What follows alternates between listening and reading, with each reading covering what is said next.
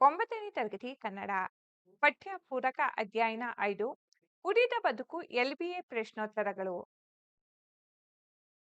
ಮುಖ್ಯ ಪ್ರಶ್ನೆ 1 ಕೆಳಗಿನ ಪ್ರಶ್ನೆಗಳಿಗೆ ಉತ್ತರಿಸಿ. ಪ್ರಶ್ನೆ 1 ತಿಪ್ಪಣ್ಣ ಏಕೆ ಸಿಟ್ಟಾದನು? ಉತ್ತರ ತನ್ನ ತಂಗಿ ಅನ್ನವ್ವ ಬಾಗಿಲು ತೆರೆದೇ ಇದ್ದದ್ದರಿಂದ ತಿಪ್ಪಣ್ಣ ಸಿಟ್ಟಾದನು. ಪ್ರಶ್ನೆ 2 ತಿಪ್ಪಣ್ಣ ಯಾರನ್ನು ಕೊಲ್ಲಲು ನಿರ್ಧರಿಸಿದನು? ಉತ್ತರ ತಿಪ್ಪಣ್ಣನು ಕಾಸಿಮಲ್ಲಿಯನ್ನು ಕೊಲ್ಲಲು ನಿರ್ಧರಿಸಿದ್ದನು.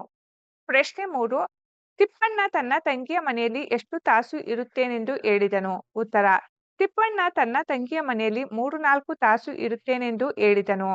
ಪ್ರಶ್ನೆ 4 ಅನ್ನವ್ವ ತನ್ನ ಅಣ್ಣನಿಗೆ ತಿನ್ನಲು ಏನನ್ನು ತಂದು ಕೊಟ್ಟಳು?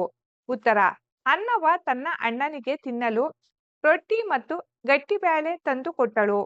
ಪ್ರಶ್ನೆ 5 ಬಾಗಿಲು ತೆರೆದ ವ್ಯಕ್ತಿಯ ಹೆಸರೇನು? ಉತ್ತರ ಬಾಗಿಲು ತೆರೆದ ವ್ಯಕ್ತಿಯ ಹೆಸರು ಭೀಮ್ ರೆಡ್ಡಿ. ಪ್ರಶ್ನೆ 6 ಪೊಲೀಸರು ರಜಾಕಾರರು ಹೆದರುವಷ್ಟು ಸಾಹಸ ಮಾಡಿದ ವ್ಯಕ್ತಿಗಳು ಯಾರು? ಉತ್ತರ ಭೀಮಾರೆಡ್ಡಿ ಮತ್ತು ತಿಪ್ಪಣ್ಣ ಇಬ್ಬರು ಪೊಲೀಸರು ಮತ್ತು ರಜಾಕಾರರು ಹೆದರುವಷ್ಟು ಸಾಹಸ ಮಾಡಿದ್ದರು. ಪ್ರಶ್ನೆ 7 ಶಂಕರಣ್ಣನ ವೃತ್ತಿ ಯಾವುದು? ಉತ್ತರ ಶಂಕರಣ್ಣನು ಕಷ್ಟ ಅಂದರೆ ಕ್ಷೌರ ವೃತ್ತಿ ಮಾಡುತ್ತಿದ್ದನು. ಪ್ರಶ್ನೆ 8 ಶಂಕರಣ್ಣನು ಯಾರ ಜೊತೆ ತಿರುಗಾಡಲು ಪ್ರಾರಂಭಿಸಿದನು? ಉತ್ತರ ಶಂಕರಣ್ಣನು ಬೆಟ್ಟೂರು ಗೌಡರ ಜೊತೆ ತಿರುಗಾಡಲು ಪ್ರಾರಂಭಿಸಿದನು. ಪ್ರಶ್ನೆ 9 ಶಂಕರಣ್ಣನನ್ನು ರಕ್ಷಿಸಿದವರು ಯಾರು? ಉತ್ತರ ಶಂಕರಣ್ಣನನ್ನು ಮಾತ್ರ ದುರ್ಗಪ್ಪ ರಕ್ಷಿಸಿದನು. ಪ್ರಶ್ನೆ 10 ಶಂಕರಣ್ಣ ಮತ್ತು ಆತನ ಜೊತೆಗಾರರ ಆಶ್ರಯ ತಾಣ ಯಾವುದು? ಉತ್ತರ ಮಾತ್ರ ದುರ್ಗಪ್ಪನ ಮನೆಯೇ ಶಂಕರಣ್ಣ ಮತ್ತು ಆತನ ಜೊತೆಗಾರರ ಆಶ್ರಯ ತಾಣವಾಗಿತ್ತು. ಪ್ರಶ್ನೆ 11 ತಿಪ್ಪಣ್ಣನನ್ನು ಗಪ್ಪನೆ ಬಲವಾಗಿ ಹಿಡಿದುಕೊಂಡವರು ಯಾರು? ಉತ್ತರ ತಿಪ್ಪಣ್ಣನನ್ನು ಗಪ್ಪನೆ ಬಲವಾಗಿ ಹಿಡಿದುಕೊಂಡವರು ಶಂಕರಣ್ಣ. ಪ್ರಶ್ನೆ 12 ದುರ್ಗಪ್ಪ ಯಾರು? ಉತ್ತರ ಮಾತ್ರ ದುರ್ಗಪ್ಪ ಭಜನೆ ತತ್ವಪದ ಆಡುವವನು ಹಾಗೂ ತಿಪ್ಪಣ್ಣನೇ ಮೊದಲಾದ ಹೋರಾಟಗಾರರಿಗೆ ಆಶ್ರಯ ನೀಡಿದವನು.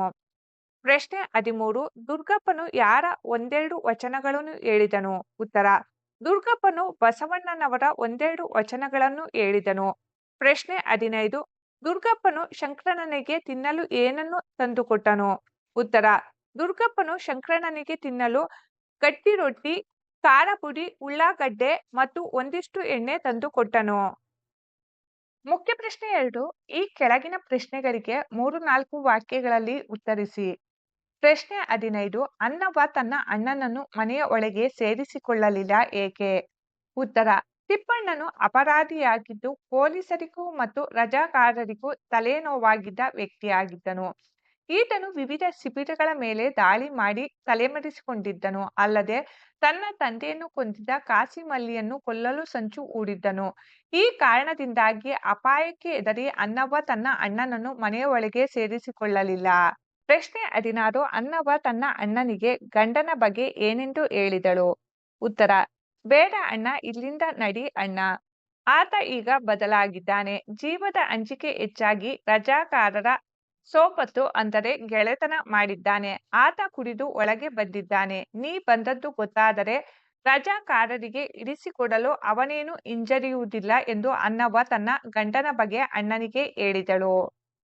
ಪ್ರಶ್ನೆ 17 ತಿಪ್ಪಣ್ಣ ತನ್ನ ತಂಗಿಯ ಮನೆಯಿಂದ ಹೊರಟಾಗ ಆತನ ಮನದಲ್ಲಿ ಮೂಡಿದ ಭಾವನೆಗಳೇನು?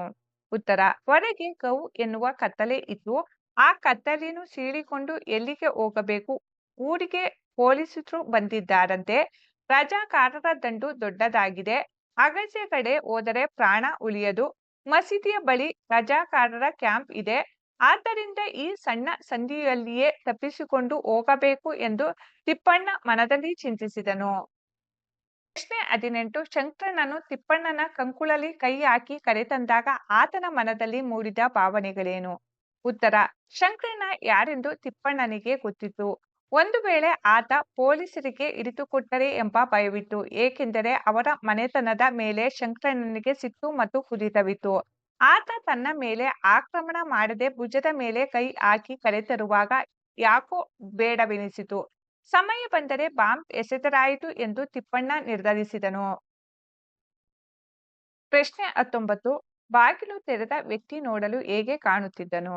ಉತ್ತರ ಚಿಮ್ಮಣಿಯ ಬೆಳಕಿನಲ್ಲಿ ತಿಪ್ಪಣ್ಣ ಬಾಗಿಲು ತೆರೆದ ವ್ಯಕ್ತಿಯನ್ನು ನೋಡಿದನು. ಆತ ದಪ್ಪ ಮೀಸೆಯ ಕುಳ್ಳನೆಯ ಮನುಷ್ಯ. ಒಂದು ಹಲ್ಲು ಮುಂದೆ ಬಂದಿತ್ತು. ಆದರೆ ಆತನ ಕಣ್ಣುಗಳು ವಿಶ್ವಾಸವನ್ನು ಸೂಚಿಸುತ್ತಾ ಫಳಫಳ ಹೊಳೆಯುತ್ತಿದ್ದವು.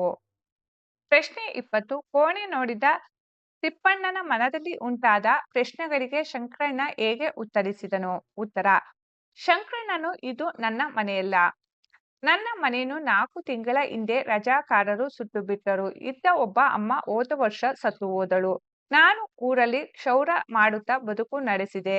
ರಜಾಕಾರರ ಹಾವಳಿ ತಡೆಯಲಾಗದೆ ಬೆಟ್ಟೂರು ಗೌಡರ ಜೊತೆ ಸೇರಿದೆ. ಅಲ್ಲಿ ಏಟು ತಿಂದು ಮಾತ್ರ ದುರ್ಗಪ್ಪನ ಮನೆ ಸೇರಿದೆ ಎಂದು ಉತ್ತರಿಸಿದನು. ಪ್ರಶ್ನೆ 21. ಬೆಟ್ಟೂರು ಗೌಡರು ಯಾವ ರೀತಿಯ ಹೆಸರು ಮಾಡಿದ್ದರು? ಉತ್ತರ: ಬೆಟ್ಟೂರು ಗೌಡರು ಒಂದು ದೊಡ್ಡ ಗುಂಪನ್ನು ಕಟ್ಟಿ ನಿಜಾಮನ ವಿರುದ್ಧ ಸೆಟ್ಟು ಹೊಡೆದು ನಿಂತಿದ್ದರು. ಅವರ ಆಕ್ರಮಣಗಳನ್ನು ತಡೆಯಲು ರಜಾಕಾರರಿಗೆ ಆಗುತ್ತಿರಲಿಲ್ಲ. ರಾತ್ರೋರಾತ್ರಿ ಒಬ್ಬರೇ ಕುದುರೆ ಮೇಲೆ ಹೋಗಿ ಸೈನ್ಯದ ಶಿಬಿರದ ಮೇಲೆ ಬಾಂಬ್ ಹಾಕಿ ಬರುತ್ತಿದ್ದರು. ಈ ಸಾಹಸಗಳಿಂದ ಅವರು ಎಲ್ಲೆಡೆ ಹೆಸರು ಮಾಡಿದ್ದರು.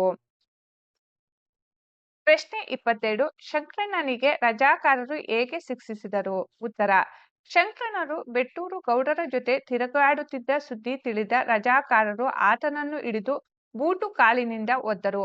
ಆತನ ಮನೆಗೆ ಬೆಂಕಿ ಹಚ್ಚಿದರು.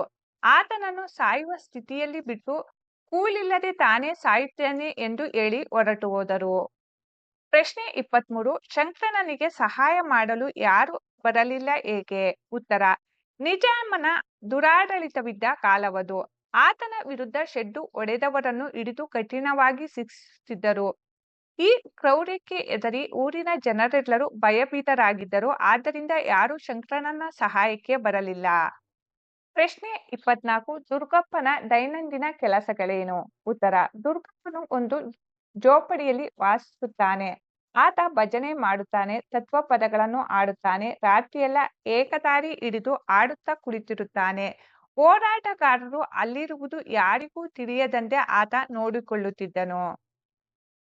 ಪ್ರಶ್ನೆ 26. ಅರ್ಧ ಬಾಗಿಲು ತೆಗೆದು ಅನ್ನವ್ವ ತಿಪ್ಪಣ್ಣನಿಗೆ ಏನೆಂದು ಹೇಳಿದಳು? ಉತ್ತರ: ತಿಪ್ಪಣ್ಣ ಮನೆಯ ಒಳಗೆ ಬರಲು ಹೊಸ್ತಿಲಲ್ಲಿ ಕಾಲಿಟ್ಟಾಗ ಅನ್ನವ್ವ, ಬೇಡ ಅಣ್ಣ, ಕಾಲಿಗೆ ಬೀಳ್ತೀನಿ, ಒಳಗೆ ಬರಬೇಡ, ನಮ್ಮನ್ನೆಲ್ಲ ಸಾವಿನ ಬಾಯಿಗೆ ತಳ್ಳಬೇಡ ಎಂದು ಕೇಳಿಕೊಂಡಳು. ಪ್ರಶ್ನೆ 26. ದುರ್ಗಪ್ಪನು ಶಂಕರಣ್ಣನಿಗೆ ಕುಲದ ಬಗ್ಗೆ ಹೇಳಿದ ನೀತಿ ಮಾತುಗಳ್ಯಾವುವು? ಉತ್ತರ: ಕುಡಿ ತಮ್ಮ, ಜೀವ ಬದುಕ್ಲಿ ಮೊದ್ಲು. ಜೀವಕ್ಕೆ ಯಾವ ಕುಲಾನೂ ಇಲ್ಲ. ಗಾಳಿಗೆ ಕುಲ ಅದೇನೋ ತಮ್ಮ, ನೀರಿಗೆ ಕುಲ ಅದೇನೋ ತಮ್ಮ, ನೆಲಕ್ಕೆ ಕುಲ ಅದೇನೋ, ಅದು ನಾವು ಮಾಡಿಕೊಂಡದ್ದು ಕುಡಿ ಎಂಬುದು ದುರ್ಗಪ್ಪನು ಶಂಕರಣ್ಣನಿಗೆ ಕುಲದ ಬಗ್ಗೆ ಹೇಳಿದ ನೀತಿ ಮಾತುಗಳು. ಪ್ರಶ್ನೆ 27. ದುರ್ಗಪ್ಪನ ಯಾವ ಮಾತುಗಳು ಹೋರಾಟಗಾರರ ಕೈಕಾಲು ಉಕ್ಕಿನಂತೆ ಆಗುವಂತೆ ಮಾಡುತ್ತಿದ್ದವು?